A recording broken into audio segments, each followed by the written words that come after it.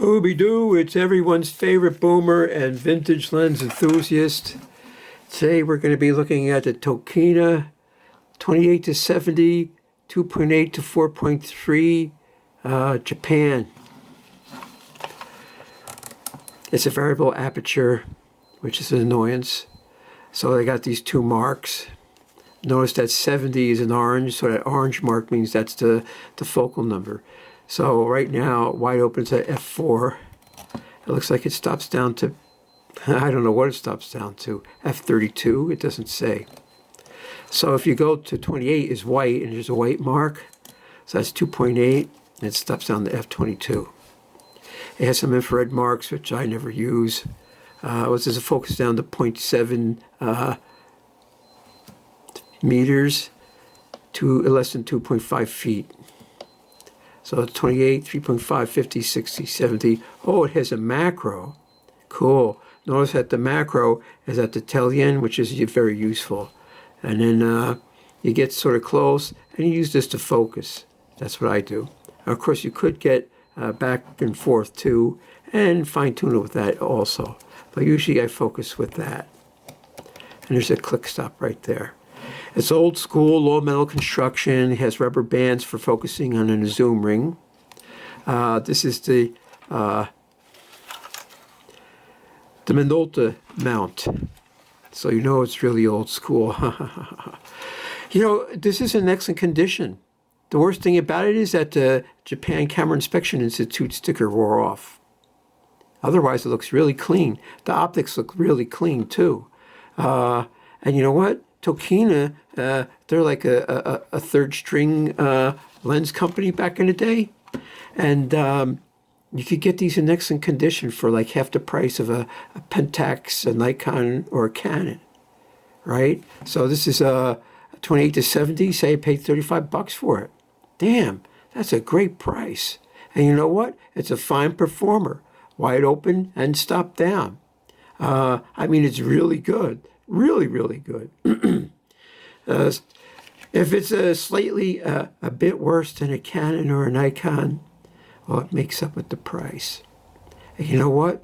Those name brands, all the vintage lenses from the name brands, Canon, Nikon, and Pentax, they've been cherry-picked, so it's hard to get good examples.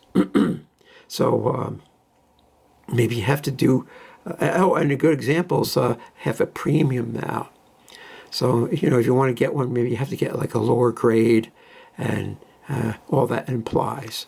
So keep your eyes out for Tokina in excellent grade and really cheap prices. Now, I live next to this park. It's like a 10-minute drive. It's 1,000 acres. And I go there at off hours, you know, early afternoon, early mornings. You know, maybe slightly inclement weather when there is no one around, because I'm sort of a recluse. And what I got there, they got a lake, they got trees, they got some historic, you know, monuments there. They got hills and valleys and piles of blocks as big as cars. And it's just an interesting place. You know, is it the Grand Tetons? Is it Zion National Park? Is it the Grand Canyon? No, it's none of those things. But to have to live next to a park, man, it's a nice park. And you can watch the climate change and the seasons, which could be both or neither. And there's always photo ops there. So there's lots of detail, lots of colors. Sometimes the environment is high contrast, sometimes it is low contrast, sometimes it is very clear and transparent, and sometimes it's obscured and foggy. So, you know, you bring a lens there, and I use it to check those parameters of the lens. Is it sharp? Is it contrasty? Does it have any mechanical defects? Well, you know, this is a good lens. For the price I paid for it, well, maybe I'm going to jack the price up in the market after everybody reads this, but for now, you can get Tokina, these old school vintage Tokina lenses for dirt cheap. And then so what? It's an MD mount. You just go out and buy an adapter, and then That's the thing. You could either buy a minolta lens, a minolta mount, which people pay premium for. I do have one example, and they're pretty good, the example I got. But, you know, other companies made aftermarket minolta lenses too, like Tamron, Vivitar, all those guys. And so if you get an adapter mount, this is a Sony E mount, you just pick up these third string guys on the cheap. Now this is the Alpha 3000, 20 megapixels. It has a eye level viewfinder, and it has a non-articulated screen in the back, and it takes good pictures, and they're available cheap. So if you have any other Sony, if you have any of the 5000 series, if you have the 55,000 series, if you have the 6000 series, they all take the damn same battery, right? That's cool. So you could use this as a kicking around camera if you want to, or if you find out you have a lot of lenses, it's always good to have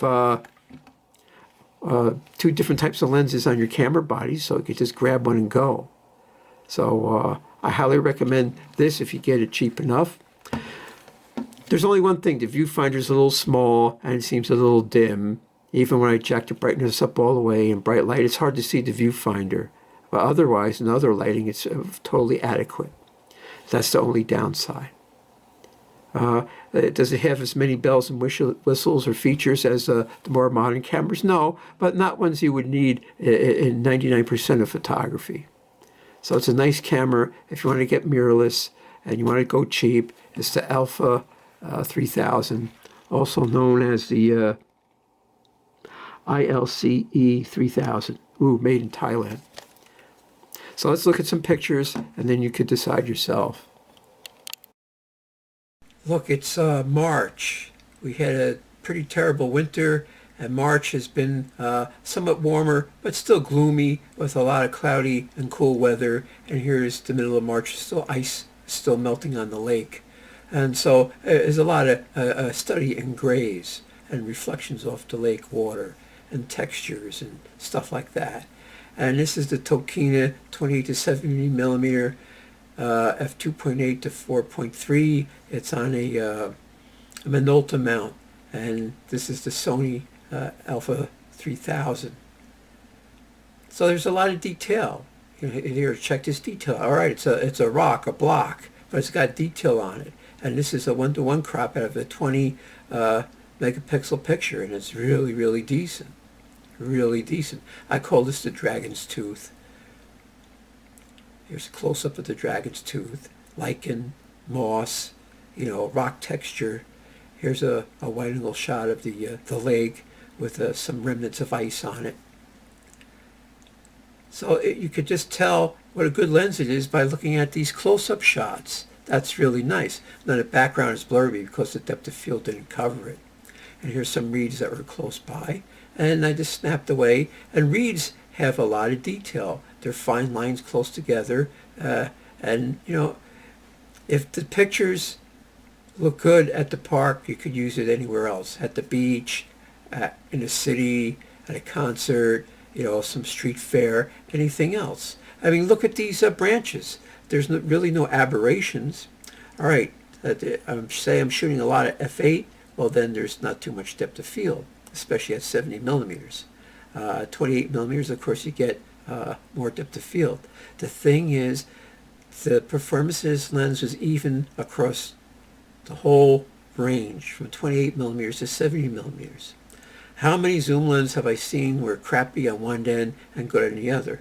Mostly they're good on the tele side and a little soft on the wide side. But this thing held its own across the whole range. It's amazing. So I'm shooting at ISO 400. It was sort of an overcast day. There's lack of shadows. This is some civilization of ancient astronauts built this. They say it's from 200 years ago. It's probably from 20,000 years ago. And what was all this for? I don't know. Some sort of secret base or something? Industrial park? I don't know. Look at how well they fit the stones together. And they didn't dress them. They were just picking stones up and lining them up and say, oh, this one looks like it goes there. So, and they probably used anti-gravity devices or some sort of sonic screwdriver to levitate oh, look at how sharp those trees are. It's an excellent, excellent lens. The wall, the Great Wall. Well, this is from the olden days. The necromancer is buried in it. That's his tomb. Although they say it's an iron furnace. Ha ha ha. Yeah, it's an iron furnace. And they have this sign commemorating it. It's just a sheet metal sign, but it's lacquered real nice. And it just has some fine detail on it. And look at how well this lens performs. This lens will perform well for you anywhere, especially if you get them cheap. Wow. Now this view, if you were to step back in time, like 200 years, you could recognize that place because the iron furnace monument would still be there and those rocks would still be there. Maybe the trees would be different, but it would be weird if you just stepped in there 200 years ago and said, what am I doing here? And then took a step back and zoomed back into the present time, which would be their future. Yeah, so I mean the texture of car tires, mud tracks, texture of reeds and punks, the shades of ice melting. It's a really, really good lens. I adjusted the levels a little bit.